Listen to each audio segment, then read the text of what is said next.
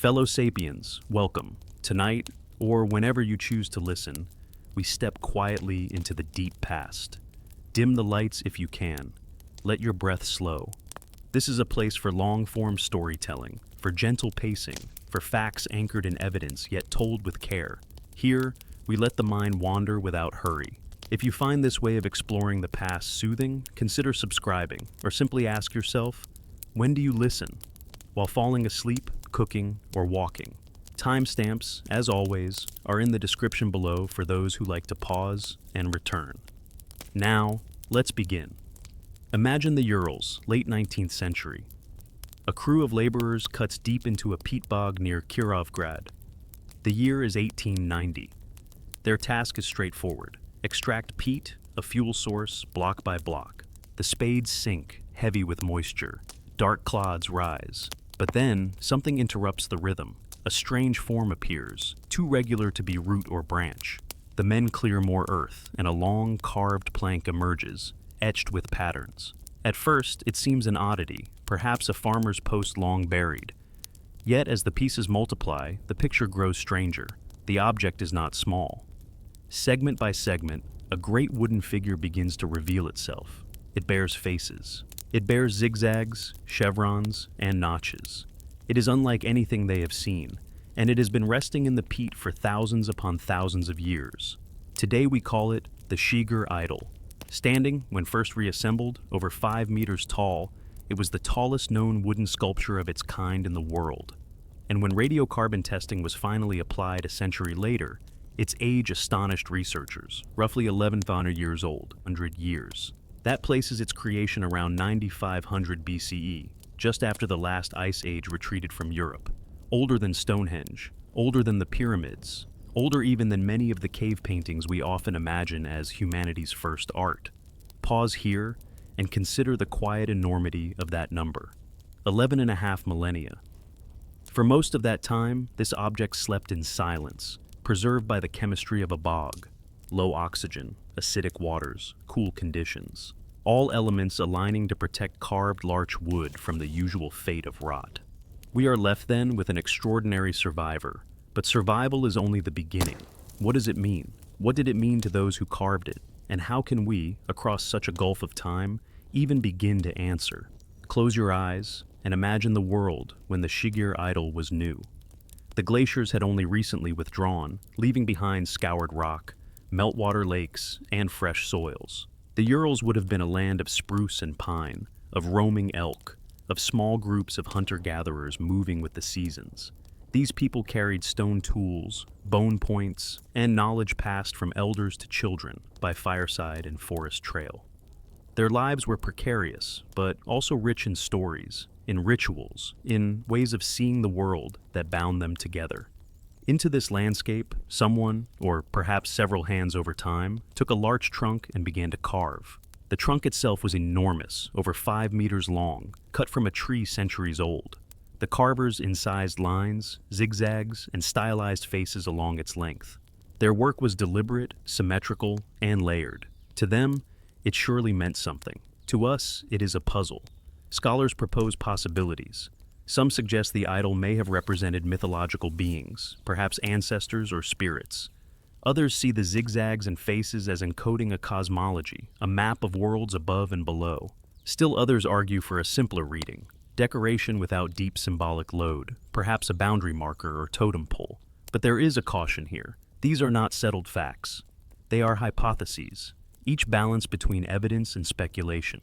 What is certain is that the Shigir Idol forces us to reconsider the sophistication of hunter-gatherer societies at the dawn of the Holocene. Too often, we imagine that symbolic systems and monumental art only arrived with agriculture and permanent settlements. Yet, here is proof that long before pyramids or temples, humans were already inscribing wood with meaning, with pattern, with care. In the next part, we'll step further back in time, not to the 19th century discovery, but to the Urals themselves around 9500 BCE. What did the land look like? What did it smell like, sound like? And how might that world have inspired a carving that would outlast almost everything else from its age? Let us set the scene. The year is roughly 9500 BCE. Across the northern hemisphere, the last ice age has drawn to a close. Vast glaciers that once smothered northern Europe and Siberia are melting, their retreat carving valleys, releasing torrents, and creating a new patchwork of lakes. The Ural Mountains stand in the midst of this transformation. Running north to south for more than 2,000 kilometers, they form a boundary, not an impassable wall, but a subtle divide between Europe and Asia. Their slopes hold spruce, pine, and birch, trees returning as the ice relents. Rivers braid through valleys. The air is cool, damp, and restless. You can imagine walking through such a landscape. The ground is soft with moss and pine needles. Birdsong echoes in the clearings. A distant elk moves cautiously among the trees, antlers catching stray beams of light. The rivers carry the smell of fresh silt. At night, the skies reveal a brilliance of stars undimmed by human fire. This was the world of the people who created the Shigir Idol. They were not farmers. The great experiment of agriculture would not unfold here for thousands of years. Instead, these were hunter-gatherers, moving in bands of perhaps a few dozen, bound by kinship, by shared labor, and by stories. Their lives were tuned to migration routes of animals, to seasonal cycles of plants, to the sudden shifts of weather, still unsettled after the Ice Age. Stone tools were their mainstay. Chipped flint blades, scrapers, and points reveal a precision born of need and skill. Bone and antler were shaped into needles, harpoons, and ornaments. They left behind traces, campsites near lakes, hearths ringed with stones, scatterings of worked stone flakes. Rarely, more enduring works, like the idol, survive. One might ask, why wood? After all, stone monuments are the ones we tend to associate with prehistory. But for people of the forests, wood was plentiful, immediate, alive. A great larch tree, hundreds of years old, would have held weight in their imagination. To carve it was to transform part of the forest into something else. A figure, a message, a symbol. It is difficult, across such a span of time, to know how these people thought of themselves in relation to the land. But comparative ethnography gives us gentle clues. In many hunter-gatherer traditions, trees are more than material. They are beings, participants in life. To carve a tree into a towering figure may have been an act of reverence, a way of negotiating with powers unseen, or it may have been practical, marking a place for gathering or remembrance. Both possibilities can exist together. Let us pause to consider the climate itself. Around 9500 BCE, the Earth was warming rapidly, yet not smoothly. Shorter cold snaps, such as the so-called Younger Dryas just centuries earlier, had reminded humans of climate's volatility. By the time of the Idol, conditions in the Urals were more stable, but memory of hardship would not have faded. Living with uncertainty may have made symbolic acts, rituals, carvings, ceremonies, all the more important. Here we see the larger context. The Shigir Idol was not an isolated marvel. Across Eurasia, in caves, on rocks, in portable carvings, humans were leaving marks that blended art and meaning, yet almost none of these were in wood. Wood vanishes in time, except in rare circumstances. That the idol survived is not because it was unique in creation, but because fate, chemistry, and chance combined to protect it in peat. Picture the idol when it was new. Tall, angular, freshly cut lines bright against pale wood. Its faces, several along its length, staring outward with calm, geometric eyes. Zigzag lines descending like ladders or rivers. This was not a modest ornament. At over 5 meters tall, it must have towered above a clearing, a riverbank, or perhaps a sacred space. Its presence would have been felt by anyone approaching. Did it watch over rituals? Did it guard a path? Did it embody ancestors or spirits of the forest? These questions remain open, but the physical reality is clear. It stood as a statement. A group of humans, living just after the Ice Age, chose to dedicate time, skill, and imagination to create the largest known wooden sculpture of their era. The idol links us to them not through language, none survives, but through action. We carve, they carved. We seek meaning in symbols, they did too. The continuity is quiet, but profound. In the next part, we'll leave this imagined pre-Ice Age landscape and return to the modern moment of discovery. We'll step into the peat bog of 1890, when workers uncovered fragments of a world long forgotten, and see how science slowly began to reassemble the idol's story. It begins in an ordinary way. A group of workers are waist-deep in the peat of the Shigir bog near Kirovgrad in the central Urals. The year is 1890. The men's task is practical, even industrial: extract blocks of peat, fuel for heating and industry, as Russia pushes through waves of modernization. Peat extraction is repetitive labor. Slice, lift, stack. Slice, lift, stack. Yet repetition is what allows anomalies to stand out. One worker strikes something harder than the yielding peat. He digs around, and a shape emerges. At first it might resemble a length of timber, unusual, but not implausible in a bog where trees sometimes sink and preserve. But this timber is different. It carries grooves, carved lines, deliberate, too regular to be random. Another strike uncovers a fragment with a face, angular eyes, a nose, a straight mouth. The men continue. Piece by piece they recover more fragments, darkened by centuries of immersion, but intact. When joined together, they hint at a figure unlike any in their imagination. Elongated, marked with zigzags and chevrons, adorned with multiple faces. The workers notify local authorities, and soon scholars from Yekaterinburg arrive. At first, no one knows what to make of it. A statue, a totem. The terms reflect more of the scholar's own frames of reference than any secure knowledge of what the object meant to its makers. The fragments are carried to the Ural Society of Natural History. There, the first reconstructions begin. By joining segments, the scholars realize the object, when whole, must have been enormous. Estimates vary, but early on it is clear. This was a towering sculpture. For a moment, imagine yourself in that museum room in the late 19th century. Dim light falls across dark wood, the grain of larch still visible under the peat stains. Carved faces gaze back at you, stylized yet unmistakable. Scholars murmur in Russian, measuring, sketching, debating. The smell of peat lingers faintly. No one in the room fully grasps the age of what they are seeing. At the time, European prehistory was only beginning to be charted. The idea that human societies in deep antiquity could have produced complex symbolic art in wood seemed improbable. Stone tools, yes. Bone ornaments, yes. But a monumental wooden sculpture, many doubted. Some suggested it was medieval, perhaps even a relic of early Slavic tribes. Others thought it might date back a few thousand years. Ancient, but not unimaginably so. The true age, as we now know, would not be established until the late 20th century, when radiocarbon analysis overturned every assumption. Still, the discovery made an impression. The idol was placed on display, a curiosity and a puzzle. Over the years, it suffered indignities. Pieces went missing. Some segments were damaged. Its great height, once estimated at over 5 meters, was reduced in reconstructions. Even so, what survived remained extraordinary. Here, the story of preservation begins. Peat bogs, though hostile to casual walking, are kind to wood. Their low oxygen, acidic waters, and cool temperatures slow decay almost to a halt. The same chemistry that darkens and toughens the wood also guards it. Without the bog, there would be no idol. Archaeologists in the 20th century began to appreciate this more fully. Peat bogs across Europe yielded preserved bodies, tools, and even garments. Yet, the Shigir Idol stood apart. Not a body, not a tool, but a monumental sculpture, unique in scale and survival.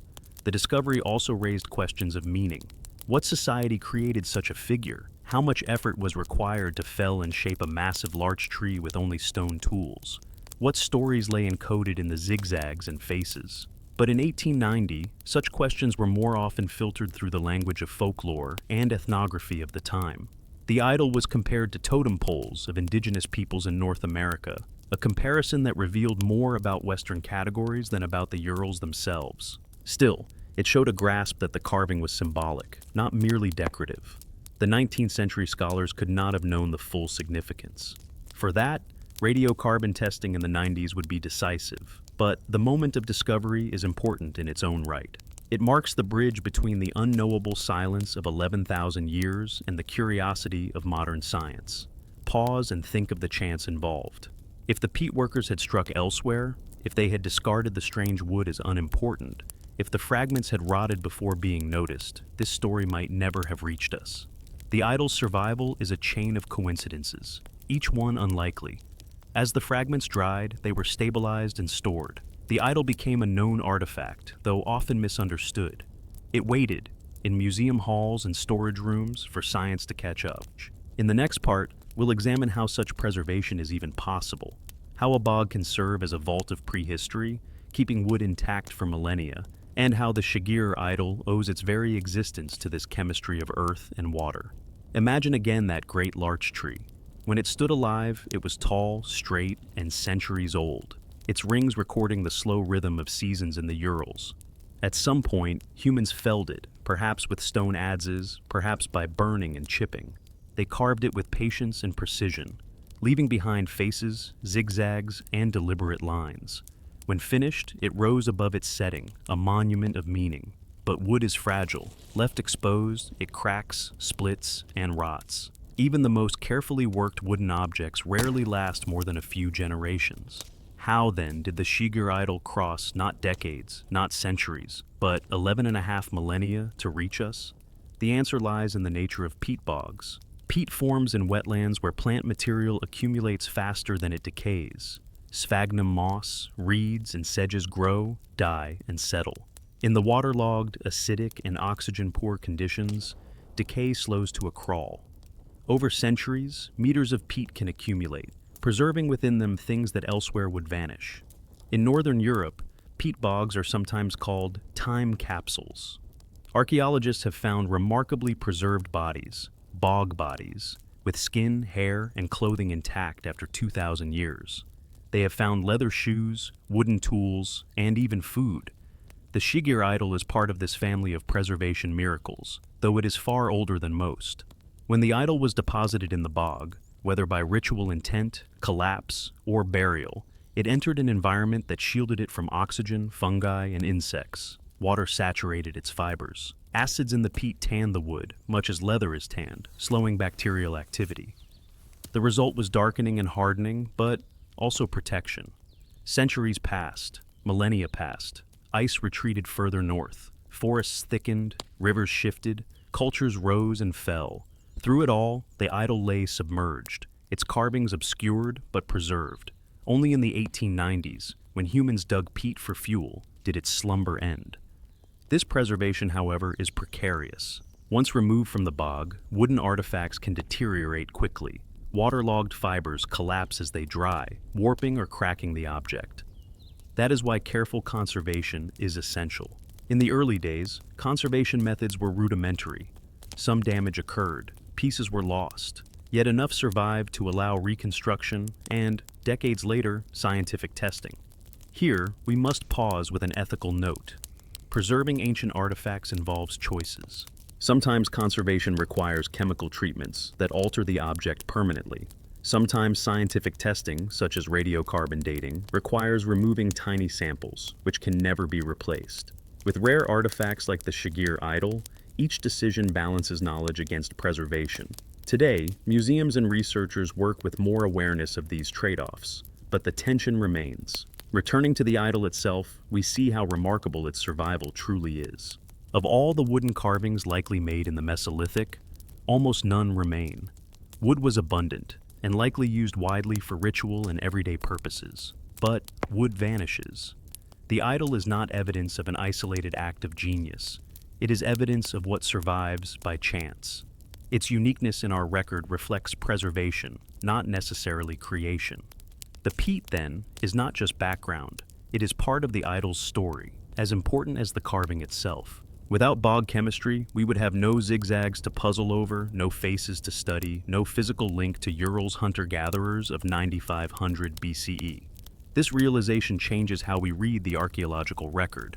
The absence of wooden monuments in most of Europe does not prove they never existed. It proves that most did not survive. Stone lasts, wood rarely does. The idol reminds us that much of the symbolic world of prehistoric peoples is lost to time, not because it never was, but because wood returned to soil. Now picture the idol after its recovery, removed from the peat, standing in a museum room, fragments pieced together. A blackened giant, scarred but imposing. Visitors gaze at it, aware that it should not exist, yet there it is. Each carved line whispers through 11,000 years. In the next part, we will turn to those early interpretations. How did 19th and early 20th century scholars attempt to understand the idol? What categories did they reach for? And how have those interpretations shifted with time? Once the Shigir Idol had been hauled from the bog and reassembled in the late 19th century, it quickly became a subject of fascination. Here stood an object that looked both familiar and alien. Familiar because it bore faces, recognizable human features, geometric designs. Alien because it towered far taller than a person, made of ancient larch, with a presence that defied easy classification. Scholars of the day were steeped in the languages of folklore, comparative anthropology, and biblical chronology. Prehistory was still being pieced together, and the deep antiquity of humanity, measured in tens of thousands of years, was a relatively new concept. So, when confronted with the idol, they searched for analogies they already knew. Some called it a totem pole, borrowing a word from indigenous cultures of North America, where vertical wooden monuments were known and documented. The resemblance, faces stacked above each other, elongated form, was suggestive. Yet the term was problematic. The Shigir Idol had no documented cultural continuity to totemic practices. Applying the label projected distant traditions onto the Urals without evidence. Others reached for the word idol. To 19th century scholars, idol suggested a religious object, something worshipped in pagan rituals. The term carried baggage, connotations of primitive belief, contrasted with the presumed progress of modern religion. Again, the word reflected as much about the observers as about the observed. Still others suggested a funerary monument, perhaps a marker for the dead. The zigzags, they argued, might represent rivers of the afterlife. The faces could be guardians or ancestors, but these were guesses, unsupported by direct evidence. What we see here is a pattern common in early archaeology. When confronted with something outside established frameworks, scholars reach for parallels, even imperfect ones. The idol became a canvas onto which ideas of totem, idol, pagan, or funerary marker were projected. Despite these uncertainties, there was a shared recognition. This was no accident of nature. It was deliberate, symbolic, meaningful. Even without consensus on what it represented, scholars agreed that it carried intention. Meanwhile, the public reception was shaped by curiosity and a sense of wonder. In Yekaterinburg, visitors to the museum gazed at the idol with a mixture of awe and incomprehension. Newspapers described it as a relic of ancient man, sometimes exaggerating its mystical aura. The idol was no longer buried in a bog. It was alive in the imagination of a city. But interpretations shifted with the winds of scholarship. In the early 20th century, as archaeology matured, the idol was sometimes dismissed as a relatively recent carving, perhaps only a few thousand years old. The idea that it could be truly ancient, dating back 10 millennia, seemed implausible. Wooden objects, after all, were assumed to decay quickly. Without a way to measure its age scientifically, the idol remained an enigma. This skepticism led to periods when the idol was overlooked. Scholars focused instead on stone tools, burial mounds, and ceramics, materials that could be more easily classified and dated. The idol, fragile and ambiguous, sat quietly in storage or display, waiting for new methods to revive its story. And so it did. In the 90s, radiocarbon dating was applied, and the results shocked researchers. Around 1100 years old, that revelation rewrote the narrative. No longer a curious oddity of uncertain date, the idol became a centerpiece in discussions of Mesolithic symbolism. It forced scholars to confront the fact that hunter-gatherers, long before farming, were capable of monumental, abstract, symbolic art in wood. But before we reach that scientific turning point, it is worth lingering on these early interpretations. They remind us of a simple truth. Artifacts are not only shaped by the people who make them, but also by the people who rediscover them. Every generation projects its own categories, biases, and curiosities. The idol has carried many names, many frames of meaning, each reflecting the lens of its interpreters. What remains consistent, though, is its strangeness.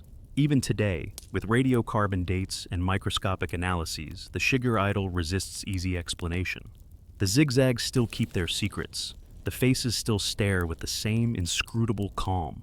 In the next part, we will arrive at the great turning point, the verdict of radiocarbon dating, when science gave the idol an age that seemed impossible, and scholars had to rethink the symbolic capacities of Ice Age survivors in the Urals.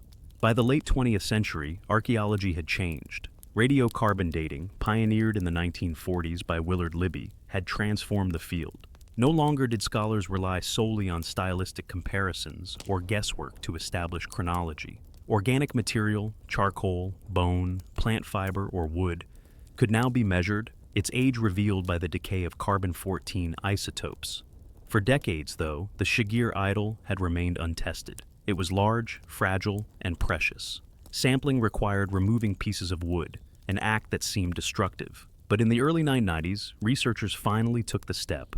Tiny slivers of the idol were sent to a laboratory for analysis. The results startled everyone. Radiocarbon dates came back not in the range of a few thousand years, as many had expected, but around 9500 BCE, roughly 1100 years before the present. This finding placed the Shigir Idol among the oldest known wooden monuments in the world. To grasp its age, let's align it with familiar markers. The pyramids of Giza would not be built for another 7,000 years. Stonehenge was more than 6,000 years in the future. Even the earliest known agriculture in the Fertile Crescent was still millennia away. The idol was contemporary, with the very end of the Ice Age, when Europe's landscapes were only just recovering from glaciers. Many scholars were skeptical. Could it really be that old? Perhaps the sample was contaminated, they argued. Perhaps the bog water had introduced carbon of differing ages. Some suggested error in the laboratory process. The notion that hunter-gatherers of the Mesolithic could produce a monumental symbolic object seemed difficult to accept within prevailing models of prehistory. Yet further testing confirmed the results. Multiple laboratories, multiple samples, converged on the same conclusion, around 1100 years old. Later, dendrochronology and improved radiocarbon calibration curves refined the date. The idol's creation now sits firmly within the late Mesolithic, a time of transition when humans across Eurasia were experimenting with new ways of living, adapting to forests, rivers, and changing climates. This scientific verdict forced a re-evaluation. If hunter-gatherers in the Urals carved such a monument, then symbolic systems were not limited to sedentary farming societies. Art, ritual, and monumental expression belonged not only to civilization, but also to mobile bands of foragers. There was resistance. Some archaeologists clung to older models, emphasizing that without agriculture, large-scale symbolic production was unlikely. But the idol itself stood as evidence. Its scale, its deliberate design, its preservation, all pointed to a cultural world richer and more complex than many had assumed. Pause here and think of what this means. A group of people, living by hunting, fishing, and gathering, devoted enormous effort to felling a massive tree, carving it, shaping patterns across its surface. Why? The answer remains elusive, but the act itself reveals intention, imagination, and symbolic thought. The radiocarbon date also placed the idol in dialogue with other great symbolic works of its age.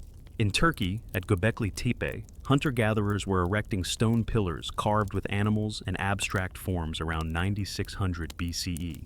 In Northern Europe, abstract engravings on stone and bone continued traditions from the Ice Age. The Shigir Idol fits into this broader picture.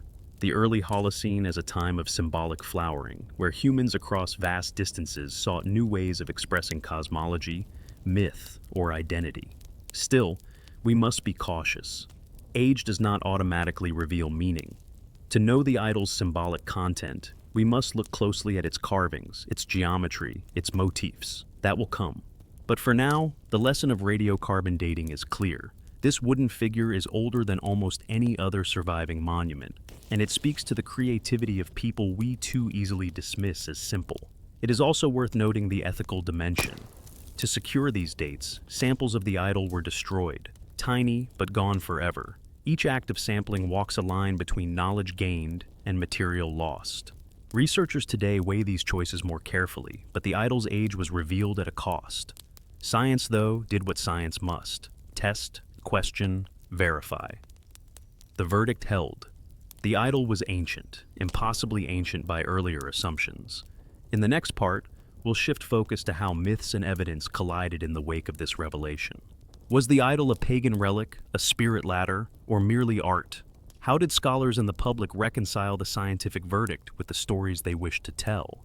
When the radiocarbon verdict settled in, 1100 years old, the Shigir Idol leapt from the margins of curiosity into the center of debate. But with new knowledge came new stories. Humans are not content with bare facts. We want meaning. We ask, What was this thing truly? What did it stand for in its own time? For some, the idol became a pagan relic. That phrase carried weight. To 19th and early 20th century scholars, pagan meant both fascinating and alien, a remnant of pre-Christian spiritual worlds, perhaps even dangerous in its associations. In Russia, the term resonated against centuries of Orthodox Christianity, where older belief systems were often described as idolatrous. To call the idol a pagan relic was to place it in a frame of continuity with ancient cults, yet this was speculation, not evidence.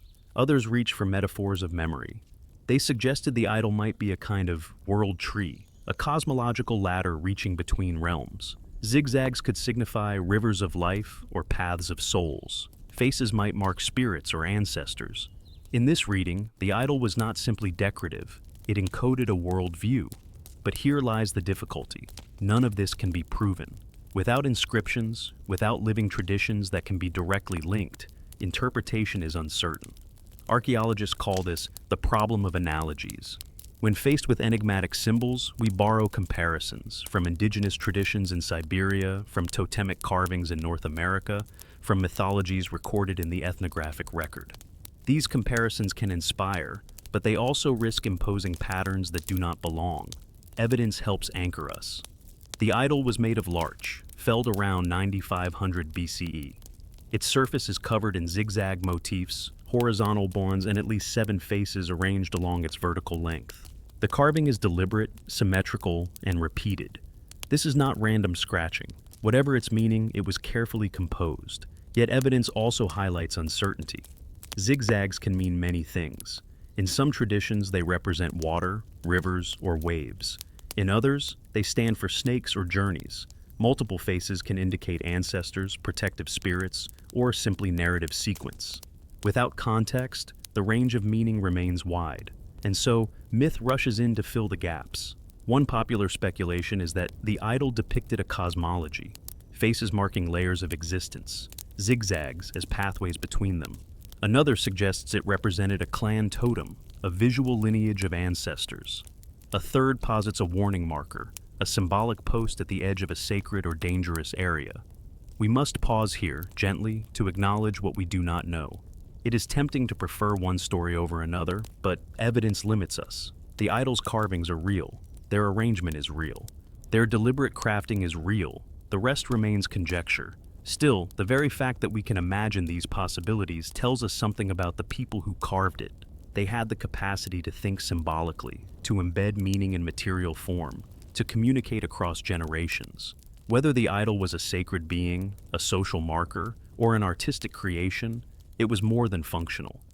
It carried a symbolic load. In this tension between myth and evidence lies the enduring fascination of the Shigir Idol.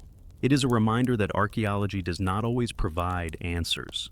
Sometimes it leaves us with questions that sharpen our imagination, while grounding us in material fact. Think of the idol standing in a clearing 11,000 years ago. The people who passed it did not see a mystery. They knew its meaning. They knew the stories. Only we, so far removed, are left in the fog of uncertainty, trying to glimpse a world through patterns on darkened wood. In the next part, we'll shift from interpretation to method. We'll look closely at how archaeologists date and study such objects: radiocarbon, dendrochronology, microscopic analysis. Because before we can tell stories, we must first ask, how do we know what we know? To understand the Shigir Idol, we must first understand how archaeologists and scientists peel back the layers of time. Objects do not arrive with neat labels. They arrive as fragments, as puzzles, as whispers from the past. And so, methods matter. Let's begin with radiocarbon dating, the technique that redefined the idol. All living organisms, including trees, absorb carbon from the atmosphere. A small portion of that carbon is radioactive carbon-14, unstable and slowly decaying once the organism dies. By measuring the ratio of carbon-14 to stable carbon in a sample, scientists can estimate how long it has been since death. In the 90s, small slivers of the idol's larch were tested. The results pointed to around 9500 BCE. Later tests refined the estimate to about 11,500 years ago. These dates were cross-checked in different laboratories to reduce error. The conclusion held. But radiocarbon dating is not perfect. It requires calibration because the amount of carbon-14 in the atmosphere has fluctuated over time. Calibration curves, built from tree ring records and other sources, correct for these changes. Even so, results carry margins of error, sometimes centuries, sometimes more. For the idol, the margin still leaves us firmly in the late Mesolithic. Here, dendrochronology, tree ring dating, adds another layer. Each year, a tree grows a ring, wider in warm, wet years and narrower in cold, dry ones. By comparing sequences of rings across different trees, scientists can build long chronological records. These can anchor radiocarbon dates more precisely. For the idol, the larch trunk was large, with many rings. Researchers could see it grew for centuries before being felled. Though a full dendrochronological match has not been established for the Urals, the rings confirm the wood's great age and the accuracy of radiocarbon results. Then there are microscopic studies.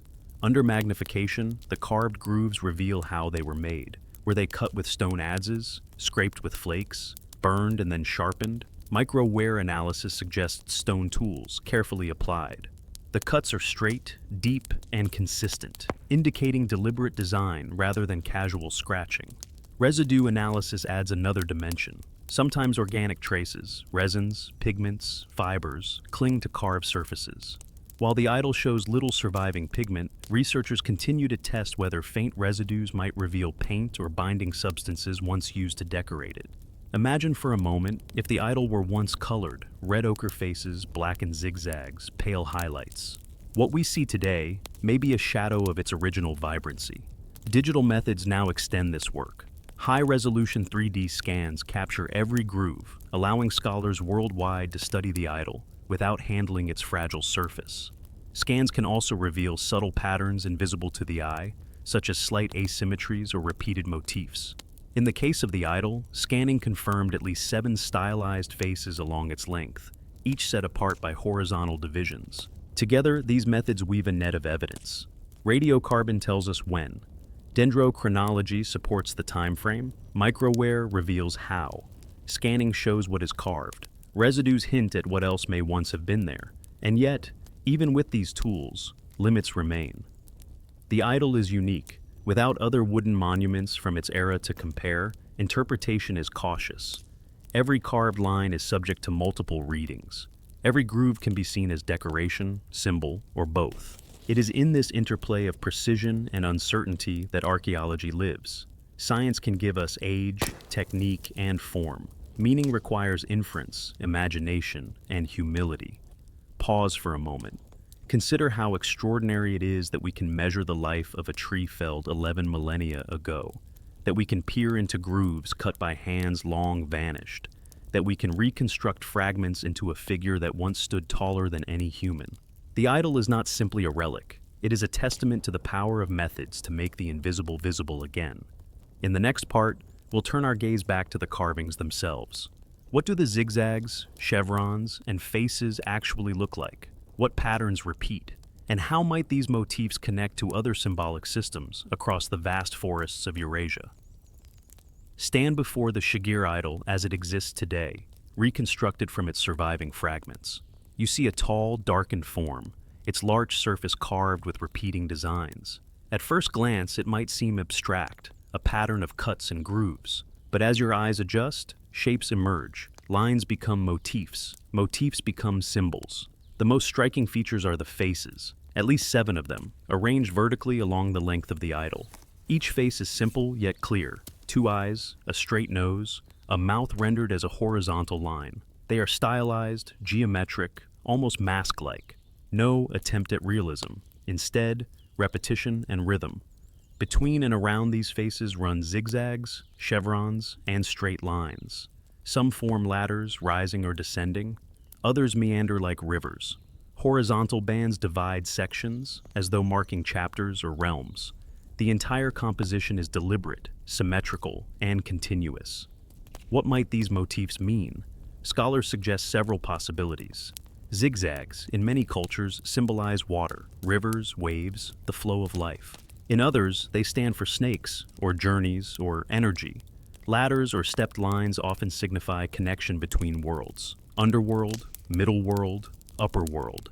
Faces might represent ancestors, spirits, or mythological beings, yet these are analogies, drawn from ethnography and comparative mythology. None can be proven for the Urals 1100 years ago. Still, the patterns demand attention. They are too regular, too repeated to be random decoration. One interpretation sees the idol as a cosmological map.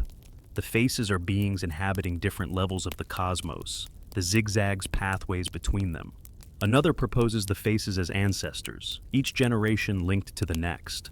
A third view reads the motifs as narratives, stories told in sequence, like a vertical text. There is also the possibility of taboo or warning. The idol may have stood at the edge of a hunting ground, its carving signifying restricted space, sacred rules, or danger. The zigzags could be not rivers of myth, but boundaries in life. Art historians point out the geometric clarity of the carvings. The motifs echo patterns found on Mesolithic portable art, engravings on bone, stone, and antler across Eurasia, zigzags, chevrons, cross-hatching. These were common symbolic vocabularies, shared widely across hunter-gatherer groups. The idol, in this view, is not isolated. It amplifies motifs already in circulation, but on a monumental scale. We should also consider the verticality itself. To carve such a tall object, with motifs stacked along its length, suggests an intentional play with scale. Each face is both individual and part of a larger sequence. The repetition may have been part of the message, not one spirit, but many. Not one level, but several. And then there is the question of presence. Imagine the idol when it was new, freshly carved, pale larch gleaming against forest green, the faces catching light at different heights, the zigzags sharp and clean. Did the carving shimmer in firelight during ritual? Did people trace the grooves with their fingers, feeling the connection between themselves and the beings represented? Today, the idol is darkened, fragmented, reduced, but even so, the motifs retain power. Visitors to the Sverdlovsk Regional Museum in Yekaterinburg often remark on the gaze of the faces. Calm, unblinking, enigmatic. They look at you, through you, as though holding secrets older than language. We cannot know their precise meaning, but we can know that meaning was intended. The idol's motifs are not idle marks. They are a language, even if we have lost the code. In the next part, we'll look outward to the broader context. Are there echoes of these motifs in other traditions? Can comparative ethnography from Siberia, from northern Eurasia, help us glimpse what the carvers of Shigir might have been expressing? When we look at the Shigir Idol, one challenge stands out. Its culture has left us no texts, no oral histories carried forward, no direct descendants who can say, this is what it meant. Yet archaeology rarely works in isolation. To build hypotheses, researchers turn to ethnography, the study of living or historically recent societies whose traditions may echo those of the deep past. Comparative ethnography is not perfect. It cannot prove meaning, only suggest possibilities. Still, it can illuminate patterns. And across northern Eurasia, certain motifs and traditions seem to resonate with the idol's carvings. Take the idea of the world tree.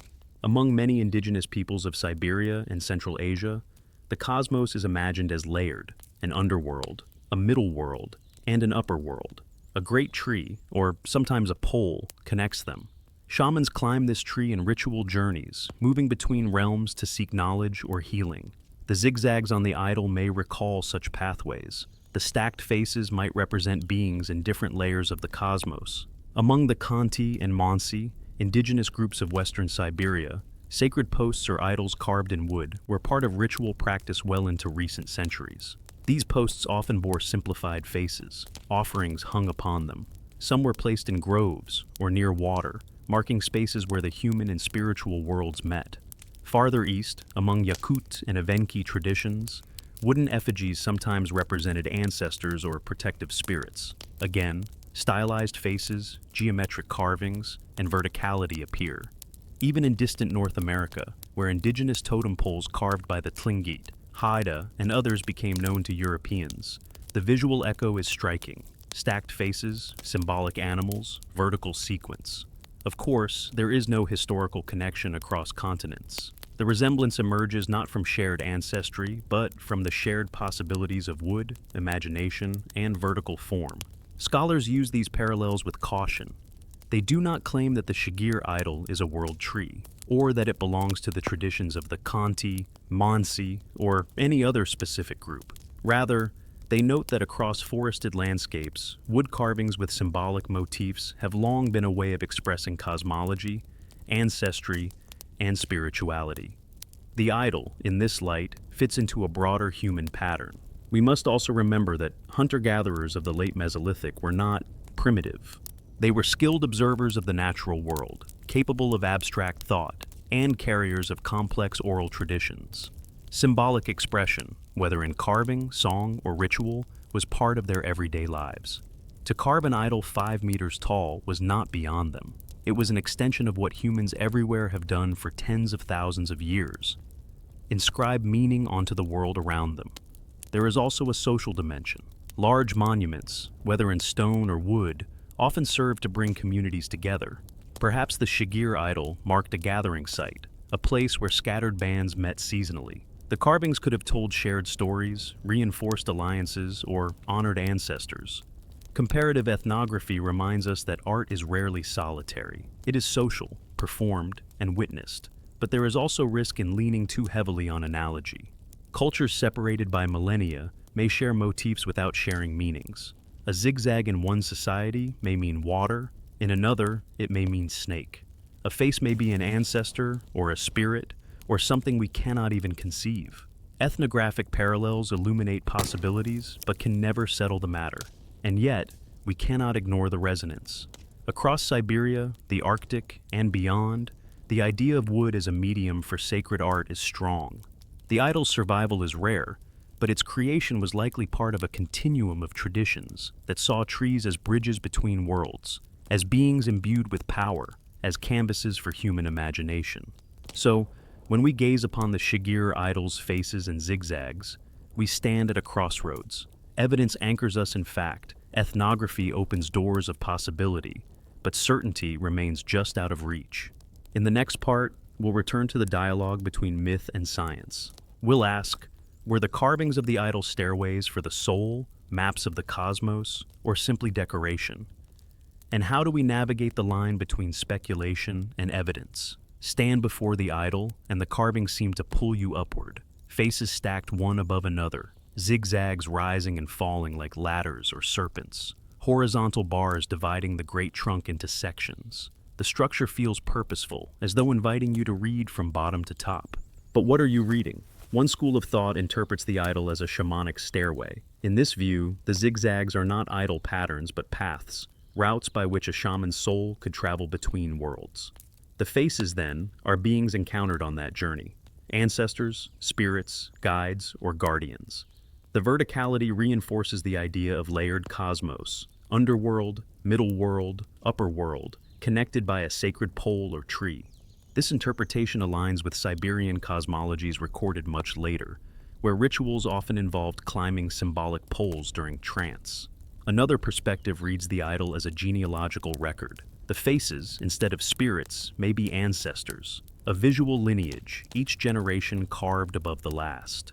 The zigzags could then signify continuity, the unbroken flow of descent. If so, the idol may have been less about shamanic travel and more about community identity, marking a people's claim to ancestry and place. There is also the possibility of territorial or taboo markers. The idol may have stood in a liminal zone, between hunting grounds, at the edge of a sacred area, beside water. The carvings could have served as a warning. Here is a boundary. Cross it with respect, or not at all. In this reading, the faces are not ancestors or spirits, but symbols of watchfulness, eyes guarding against trespass. And then, of course, there is the minimalist interpretation that the carvings are primarily decorative. Zigzags and chevrons are easy to make with stone tools. Faces are universal motifs. Perhaps the idol was meant to impress, to beautify, without carrying an elaborate cosmology. This view reminds us not to overinterpret, not to see depth where there may have been none. So which is it? The truth is, we cannot know. Evidence supports all and none. The idol is too singular, too lacking in direct parallels, for certainty. Archaeologists tread carefully here, aware that speculation can harden into myth. Yet, it is also worth acknowledging that hunter-gatherer art rarely lacked meaning. To devote so much effort to a 5-meter carving suggests significance beyond decoration. The idol was not a casual project. It was monumental, requiring planning, skill, and collective labor. To carve multiple faces and pattern sections implies narrative or cosmological intention. Decoration and symbolism are not mutually exclusive. They can coexist. What does this tension teach us? That myth and evidence must dance carefully. Evidence anchors us: wood, dates, motifs, context. Myth, whether indigenous analogies or modern speculation, offers possible readings, but we must hold them lightly, aware of limits. Perhaps the best way to stand before the idol is as the people of 9500 BCE did, in awe. They knew the meaning, we do not. But in that gap, we glimpse something profound, the continuity of wonder. We too search for meaning in patterns, faces, and forms. The idol reminds us that this impulse is ancient. In the next part, we'll step back into the laboratory once more. We'll explore the newer tools, microwear analysis, residue studies, and digital scanning, that allow scientists to push closer to the carving hands themselves, to see not just what was carved, but how. If radiocarbon dating told us when the Shigir Idol was carved, and dendrochronology hinted at the age of its larch trunk, other methods have begun to answer different questions. How was it carved? What tools were used? And whether additional elements once adorned it. These are delicate questions, asked of a fragile object, but each test brings us closer to the hands that shaped the idol 11.5 millennia ago.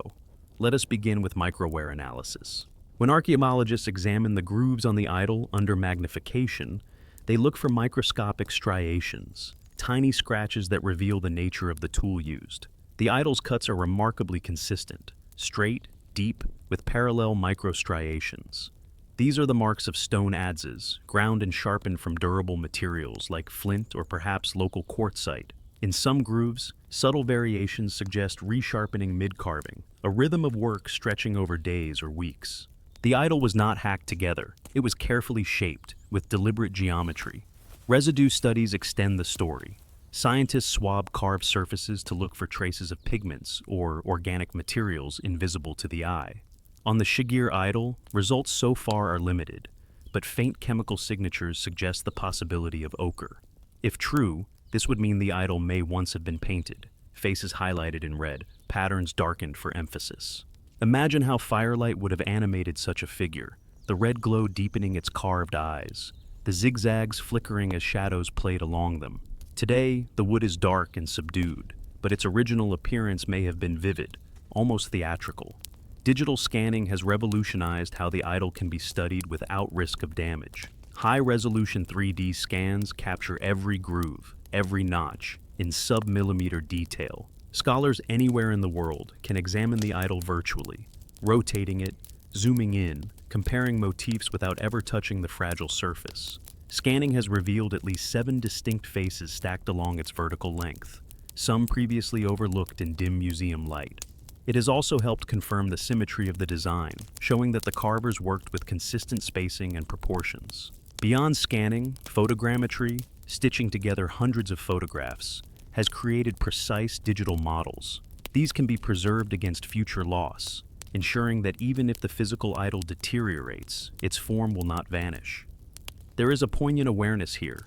The idol has survived for 11,500 years, but conservation challenges remain. Digital methods serve both science and memory. Other forms of analysis probe deeper. Isotopic testing of the larch reveals the climate conditions under which it grew. Cool summers, steady moisture, typical of the early Holocene Urals. Toolmark analysis suggests a collaborative process. Multiple hands, perhaps, each carving sections of the trunk. If so, the idol was not the work of a single artisan, but a communal effort, embedding shared knowledge and story into one monumental object. What about the missing pieces? Reconstructions suggest the idol originally stood more than 5 meters tall, taller than any human.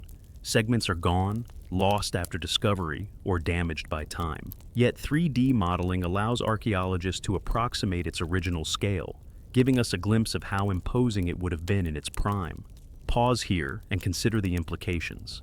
Every groove, every zigzag, is a conversation across 1100 years. Microwear tells us of stone adzes chipping carefully. Residues whisper of pigments now vanished. Scanning shows us faces once overlooked. Together, these methods remind us the idol was not only made, it was designed, planned, and maintained.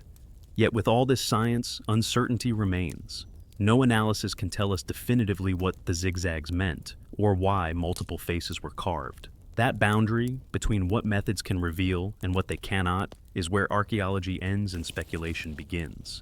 In the next part, we will embrace that boundary. We will open an uncertainty box, examining the questions still unanswered. What was the idol's function? Where did it stand? Was it unique, or one of many now lost?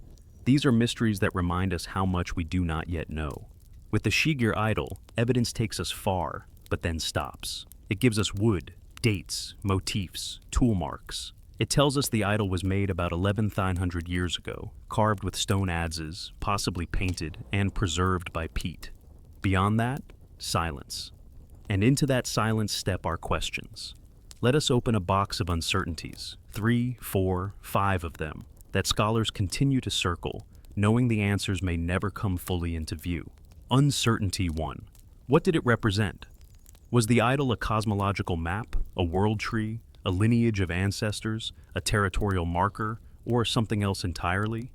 Each interpretation has merits, each is possible. The multiple faces suggest beings or ancestors. The zigzags suggest movement, rivers, or boundaries. But without direct cultural continuity, we cannot decode the symbolic grammar. We know it was symbolic. We do not know the code. Uncertainty 2. Where did it stand? The idol was found in fragments in a bog. But was the bog its original location, or did it once stand elsewhere before being deposited? Some propose it may have stood upright in a clearing, a gathering place. Others suggest it could have been placed deliberately into the bog as part of a ritual deposition, a gift to the watery underworld. Without context, no surviving post hole, no surrounding artifacts, we cannot be sure.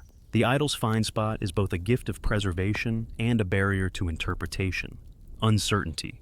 3. Was it unique? We often speak of the idol as extraordinary because it is the only monument of its kind that has survived. But was it truly singular? Or were there once many such carvings across the Urals and northern Eurasia, now vanished into soil and rot? Most wooden monuments from prehistory are lost, leaving us with survivorship bias. The idol may be not a lone genius, but a rare survivor of a broader tradition. Uncertainty. 4. How was it used? Was the idol meant to be seen by all, a communal gathering point? Or was it restricted to ritual specialists, shamans, or elders? Did people interact with it, touch it, paint it, circle it in dance? Or did it stand silently as a symbol, untouchable? We have no residue of offerings, no wear marks on the base, no associated hearths or altars to anchor us. Function, like meaning, remains unclear. Uncertainty. 5. Was it static or dynamic? The idol, as we see it, is fixed, a museum piece. But in its original life, it may have changed. It may have been repainted, recarved, re-erected. Faces may have been added over time, zigzags extended, grooves deepened. Was it a one-time creation, or a living monument, evolving with generations? Microware hints at multiple carving episodes, but cannot prove it. These uncertainties are not failures. They are reminders of the limits of evidence and the dangers of certainty. Archaeology, at its best, does not claim to answer everything. It holds space for the unknown, for humility. And perhaps that is fitting. The idol itself seems designed to provoke wonder, to embody mystery. Even to its makers, it may have been a bridge to worlds unseen, not a puzzle to be solved, but a presence to be respected. So, when we ask, what was the Shigir Idol, we must accept a layered answer. It was wood, yes. It was art, yes. It was symbolic, yes. Beyond that, it was, and remains, enigmatic. In the next part, we will leave the uncertainty suspended and turn to landscapes. Where might the idol have stood? What kind of environment, forest, river, clearing, framed this towering figure at the end of the Ice Age? To picture the Shigir Idol in its original context, we must step back into the late-Mesolithic Urals. The glaciers had retreated, leaving behind young forests, lakes, and marshes. Pines and birches rose where ice once lay. Elk and red deer moved along river valleys. Small bands of humans followed seasonal routes, fishing, hunting, and gathering as they went. Somewhere in this landscape, a group felled a great larch tree. They carved it into a figure more than 5 meters tall, with faces, zigzags, and bands. But where did they place it? Where did the idol stand before it was swallowed by the bog? One possibility is that it stood in a clearing. In forested landscapes, open spaces were often chosen for gatherings, rituals, and markers. A 5-meter sculpture rising among trees would have been striking, visible from a distance. Fires might have been lit at its base. Songs and dances could have encircled it. Another possibility is that it stood beside water. Lakes and rivers were central to Mesolithic life, sources of food, routes of travel, thresholds between worlds.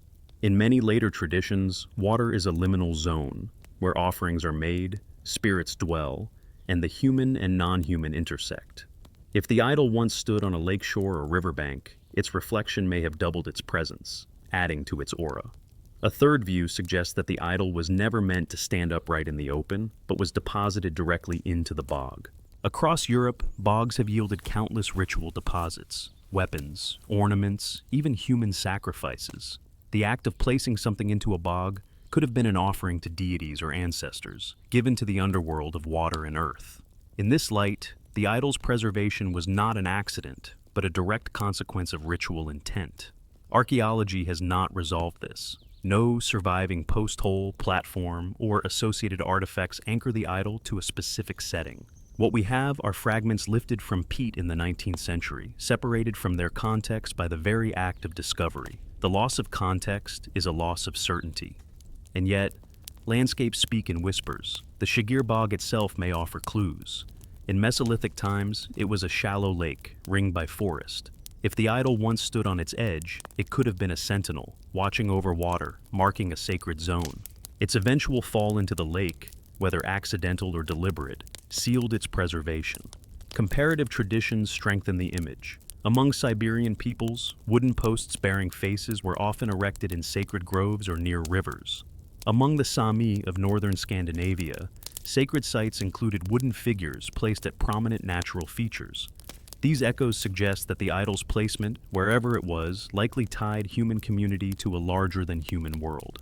Imagine yourself there, forest canopy above, a lake shimmering nearby, the idol rising tall, pale wood catching the sun. People gather, voices low, movements deliberate. Children look up at the carved faces with awe. Elders gesture to the zigzags, repeating stories.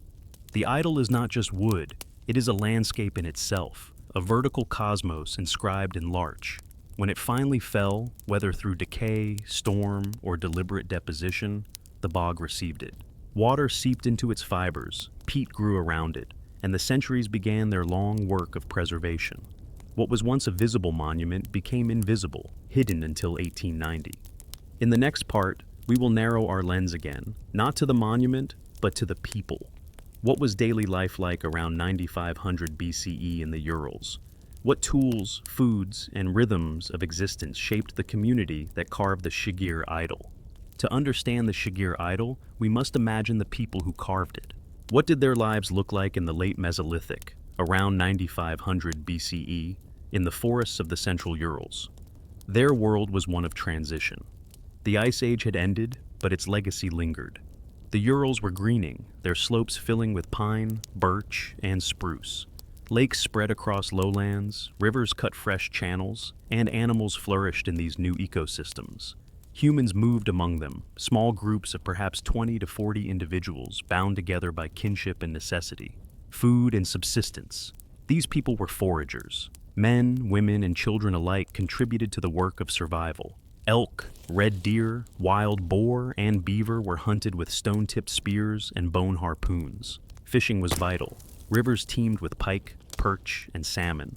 Nets made of plant fiber, weighted with stones, may have trapped schools of fish. Waterfowl provided meat, feathers, and eggs. Plants offered roots, berries, and nuts, seasonally gathered and shared. Their diet was varied and resilient.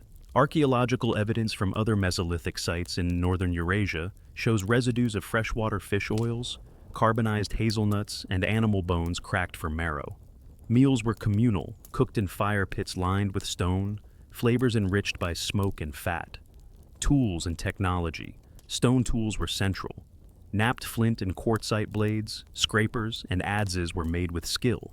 Bone and antler provided needles, harpoons, and ornamental pendants. Wood, abundant and flexible, became shafts, paddles, containers, and shelters. Fire-hardened stakes may have been used to trap animals or support dwellings. The same tools shaped the Shigir Idol. Stone adzes cut the great larch trunk. Flint scrapers smoothed surfaces.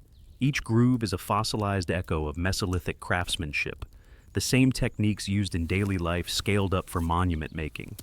Clothing and shelter. Clothing was likely made of animal hides sewn with sinew, decorated with beads of bone or amber. In colder months, furs kept warmth. Shelters were probably temporary, adapted to mobility. Hide-covered frames, brush lean-tos, or semi-subterranean huts dug near lake shores. Campsites may have been revisited seasonally, marked by hearths and refuse pits. Community and knowledge. Life required cooperation. Bands shared food, tools, and labor. Elders carried memory, knowledge of animal migrations, plant cycles, myths, and rituals. Oral tradition was the library, campfires, the classrooms. Children learned by watching, imitating, and participating. Songs, dances, and stories gave rhythm to existence. It is in this context that the Shigir Idol was born. Its carving would have drawn upon collective labor, felling a tree, shaping it, inscribing faces and zigzags. The act itself may have been communal, a performance of identity and meaning, spirituality and symbolism. Though unknowable in detail, Mesolithic spirituality was almost certainly tied to land and life. Forests, rivers, and animals were not resources alone. They were participants in existence. To carve a giant figure from larch may have been an offering, a negotiation, or a representation of unseen forces. The idol, then, was part of daily life not as utility, but as meaning. Imagine a day in that world. Dawn light filters through birch. A group prepares nets for fishing. Others gather berries, children trailing behind. Smoke curls from a hearth, where meat smokes on wooden racks. In the distance, the idol stands tall, faces unblinking, zigzags catching the sun. It is a constant presence, a reminder that daily survival is nested in a larger order. This is the most human truth the idol offers us. It was made by people much like us. They worked, they loved, they told stories, they raised children, they faced uncertainty. And in the midst of this, they carved meaning into wood. In the next part, we will step aside for a moment to reflect on ethics. What does it mean to study and sample such an irreplaceable artifact? How do we balance the thirst for knowledge and with respect for heritage and preservation? Every time we learn something new about the Shigir Idol, it comes at a cost. To test a sample of its wood, a fragment must be cut away. To stabilize its surface, chemicals are applied that alter its fibers forever. To display it safely, pieces are sometimes reassembled in ways that later scholarship may question. Knowledge and preservation walk a fine line. This tension is not unique to the idol, but it is heightened by its rarity. There is no second Shigir Idol in storage, no backup in another museum. It is one of a kind, and its survival for 11,000 years is already a miracle of chemistry and chance. Each decision, to test, to conserve, to display, is made in awareness that something irreplaceable hangs in the balance. In the 90s, when radiocarbon dating was first attempted, researchers debated whether to take samples at all. To remove slivers of ancient larch meant altering the artifact. Yet, without the dates, the idol risked dismissal as merely a few thousand years old. The decision was made, and knowledge leapt forward. But fragments of the idol are now gone, reduced to ash in laboratories. Modern archaeology has become more reflective about such choices. International guidelines urge minimizing destructive testing, sharing digital data widely, and involving local or descendant communities in decisions about heritage. In the case of the idol, the cultural descendants are not direct. 1100 years is too vast a gulf, but the principle of respect remains. The idol belongs not only to a museum or to scholars, but to humanity's shared heritage. Conservation brings its own challenges. Wood preserved in peat is delicate. Once exposed to air, it shrinks, cracks, and warps as water evaporates. Early conservation methods sometimes did more harm than good. Coatings that darkened surfaces, adhesives that became brittle. Today, conservators use more advanced polymers and carefully controlled environments.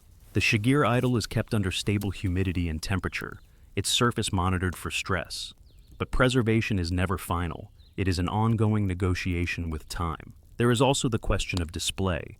How do we show the idol to the public without endangering it? How much reconstruction is honest? Some missing pieces have been recreated to restore its towering height. Others are left absent, a reminder of loss. Each choice shapes how visitors perceive the idol, monument or fragment, complete or partial. And then there is the broader ethical frame. How do we speak of the idol? Do we call it an idol, a word weighted with assumptions about worship? Do we impose categories, totem, shamanic pole, genealogical marker, without knowing? Ethical storytelling requires care, acknowledging uncertainty, rather than filling silence with certainty that is not there. Finally, there is humility. The Shigir Idol is older than any nation, older than agriculture in most parts of the world, older than writing, older than almost every tradition we know. To study it is to touch something deep in the human story. To do so respectfully means admitting limits, resisting the urge to possess its meaning, and remembering that it once belonged to a community for whom it was not a puzzle, but a living presence. As we continue, keep this awareness in mind. Science will give us tools to probe deeper. Imagination will tempt us to tell stories. But ethics reminds us to proceed with care, to honor both the artifact and the people who carved it. In the next part, we'll return to interpretation, to the dialogue between myth and evidence once more. Was the idol a vision of cosmology, a chain of ancestors, or an early work of art for art's sake? We'll explore how scholars weigh these possibilities. When we gaze at the Shigir Idol, we stand between worlds. On one side is evidence, wood dated to 11,500 years ago, carved faces, zigzag motifs, stone tool marks. On the other side is myth, the stories we tell to explain why those patterns exist. The challenge is that evidence alone does not tell us meaning, and yet meaning is what we crave. One interpretation sees the idol as cosmology made visible. The vertical sequence of faces and geometric bands might map the structure of the universe as the carvers understood it. Perhaps an underworld, a middle realm, and a sky world, each populated with beings. The zigzags, in this reading, are the pathways, the shaman's road between levels. This interpretation resonates with Siberian and circumpolar cosmologies documented thousands of years later, where shamans climb a symbolic pole or tree, in trance. If true, the Shigir Idol would be among the earliest known world trees in material form. Another interpretation casts the idol as genealogy. The faces would then be ancestors, a visual lineage carved into wood, each generation above the last, bound together by the zigzag of continuity. If so, the idol might have stood not as a cosmic map, but as a clan's claim to identity, history, and legitimacy. In this light, the idol is less about shamanic travel and more about social memory. A third interpretation is that the idol was a kind of social marker, perhaps a warning post, perhaps a boundary marker at the edge of sacred land. Its faces would be watchful eyes, its zigzags barriers or thresholds. The carving would not narrate cosmology, but enforce taboo. This is sacred ground. Enter with caution. And then there is the most minimal hypothesis, the idol as art for art's sake. In this view, the zigzags and faces were not charged with cosmology or genealogy. They were aesthetic choices, repeating patterns that please the eye, carved for beauty and presence. We must remember that humans create art in many registers: practical, sacred, playful. Why should Mesolithic hunters not carve for sheer visual power? Which interpretation is correct? Perhaps none in isolation. The idol could have been all of these at once: cosmic map, ancestral marker, territorial post, and art. Human symbols often carry layered meanings, shifting by context. A ritual specialist may have read the carvings one way, a child another, an outsider something else entirely. Here, myth and evidence must be balanced. Evidence says 7 faces, zigzags, chevrons, radiocarbon age, larch wood, 5 meters tall. Myth says world tree, ancestors, taboos, beauty. Evidence is stable, myth is flexible. Both are necessary, for the human imagination is part of what the idol represents. And there is a quiet humility here. The people who carved the Shigir Idol knew its meaning with certainty. To them it was not enigmatic. It was clear, alive, functional. Our uncertainty is not theirs. Yet, In that gap lies connection. We too search for meaning in symbols, and that search is itself a form of kinship across time. Pause and imagine. A gathering at the idol's base, 11,500 years ago. Elders gesture to the carvings, weaving story. Children listen, eyes wide. Hunters return with meat, fishers with nets. The idol watches, its faces catching firelight, its zigzags flickering. Meaning saturates the moment, though we can no longer name it. In the next part, we'll open a second uncertainty box. We'll ask not just what we don't know, but why those gaps exist, and what new methods or discoveries might one day bring us closer. When studying the Shigir Idol, we quickly realize that what we don't know may be larger than what we do. Some mysteries are temporary, awaiting better tools or fresh discoveries. Others may remain forever beyond us, sealed by time. This part is about those limits, about why questions remain unanswered, and what kinds of knowledge might still emerge. Uncertainty 1. Context lost. The idol was not excavated with modern methods. In 1890, workers pulled it from peat as part of industrial fuel extraction. Stratigraphy was not recorded, associated finds were not carefully preserved, and spatial relationships were lost. We don't know whether the idol was surrounded by other artifacts, tools, hearths, offerings, that could anchor its meaning. That loss cannot be undone. The idol reaches us stripped of its setting, and much interpretive power vanished with the context. Uncertainty 2. Singular or part of a tradition? As far as archaeology shows, the Shigir Idol is unique. But is that uniqueness real or an accident of preservation? Wooden monuments likely existed elsewhere in Mesolithic Eurasia, most decayed. Without further finds, we cannot know whether the idol was exceptional or representative. Every zigzag we see might be one voice in a vanished chorus. Uncertainty 3. The code of motifs. Zigzags, chevrons, and faces are widespread symbols, but without cultural continuity, we cannot translate them. Ethnographic parallels suggest possibilities, cosmology, ancestry, taboo, but we cannot confirm them. The idol is like a text in an unknown script. Its letters are visible, its grammar implied, but its meaning locked. Unless new evidence surfaces, another idol with clear context, pigments preserved in situ, we may never decode the motifs. Uncertainty 4. The role of performance. Artifacts are static. Human life is dynamic. The idol as it stands in a museum is fixed, but in its time, it may have been part of rituals, painted, touched, circled, sung to.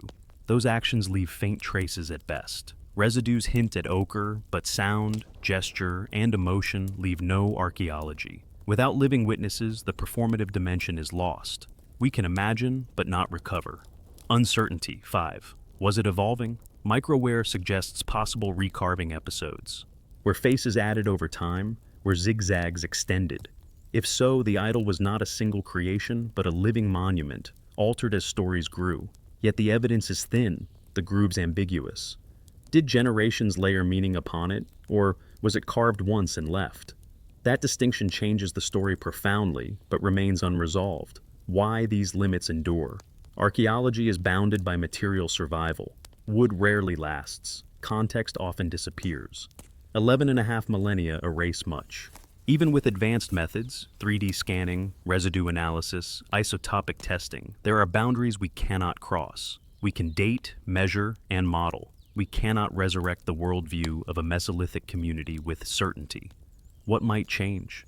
Yet knowledge evolves. New discoveries in other peat bogs might reveal similar carvings, providing comparison. Advances in microresidue analysis could detect pigments or organic traces invisible today. Experimental archaeology, replicating carvings with stone tools, can shed light on process.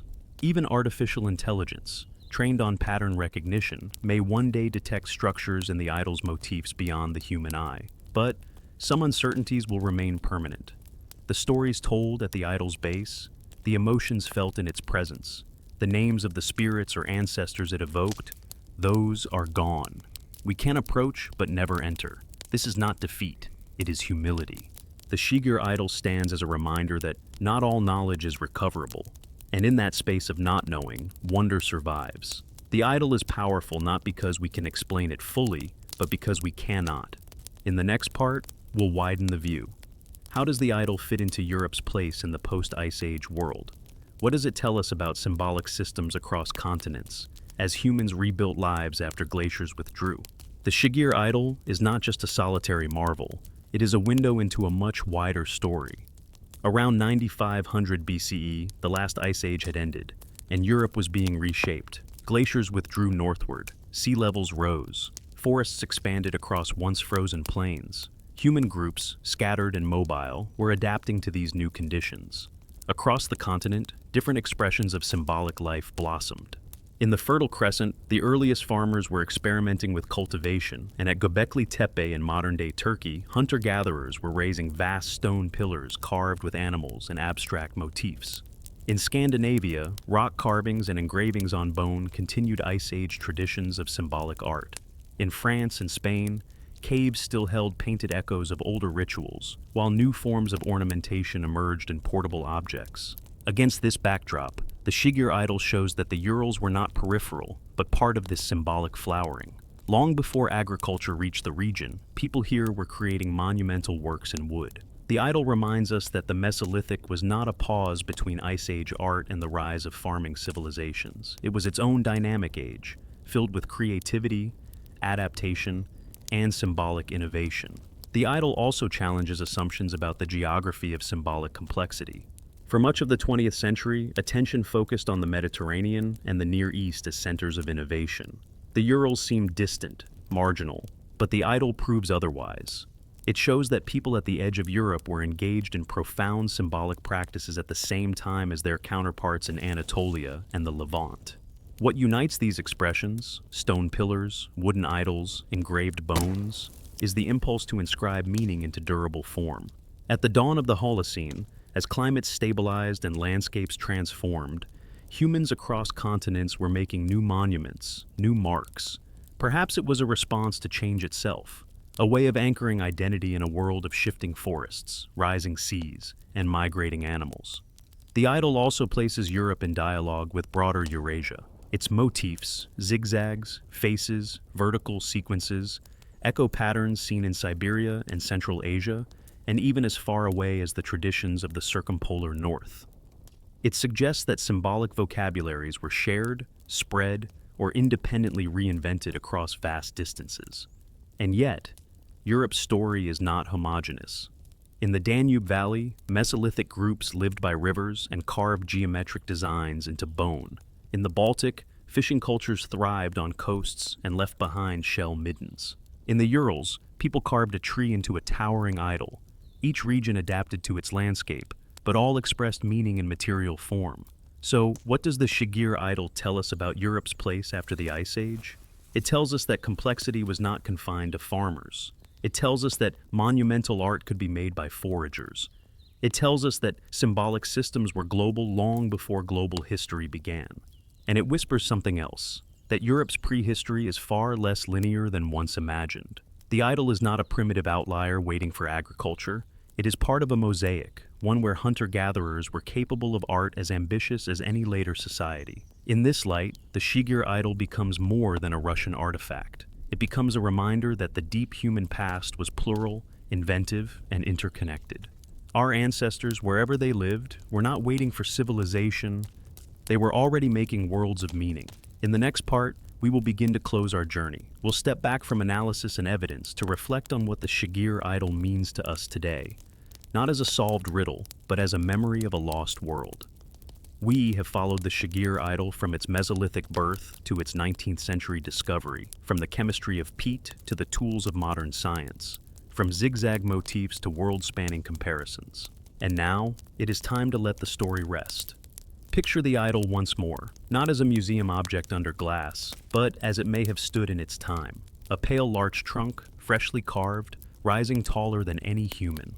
Faces stacked one upon another, zigzags bright and sharp, catching the sun or glowing red in firelight.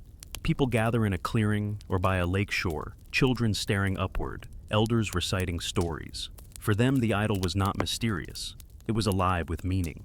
11,500 years later, we stand at a distance. We do not know the stories. We cannot translate the code. What survives are fragments, carefully dated, digitally scanned, studied under microscopes. The idol has become both more and less than it was. More, in the sense that it now speaks across continents, symbolizing the creativity of all humanity. Less, because it no longer speaks in its own voice.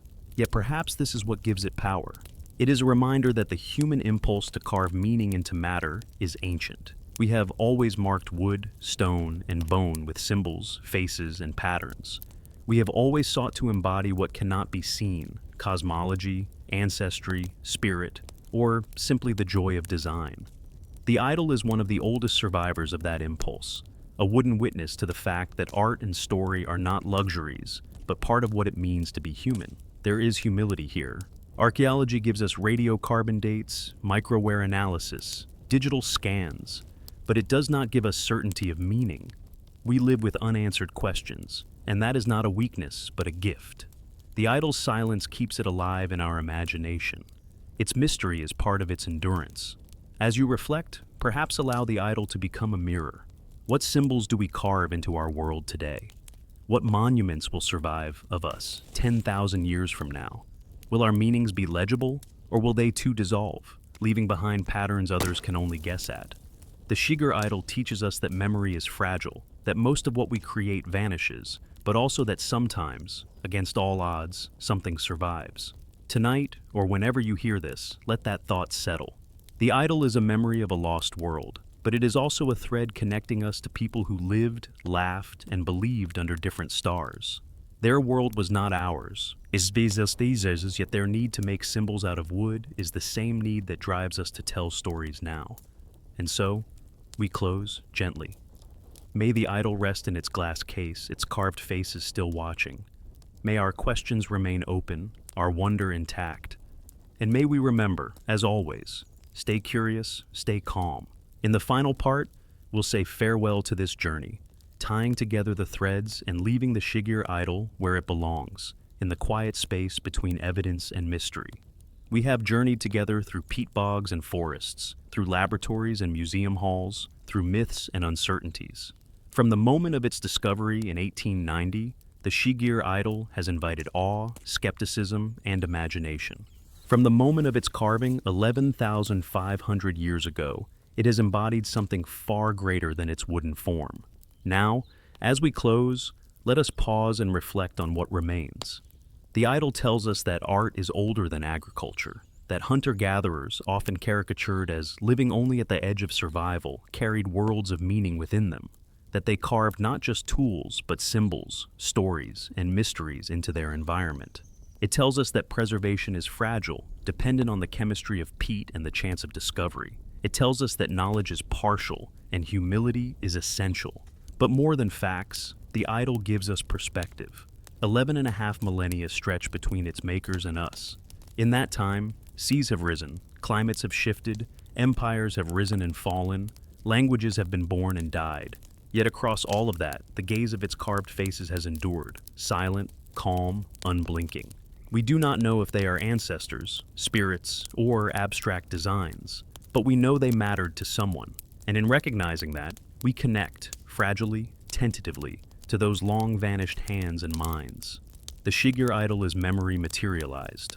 A memory of a lost world, yes, but also of a shared humanity that transcends time. So, as you let your eyes close or your thoughts drift, carry this with you, that we are part of a story far older than ourselves.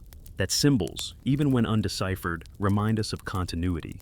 That mystery is not absence, but presence of another kind. And with that, our journey ends.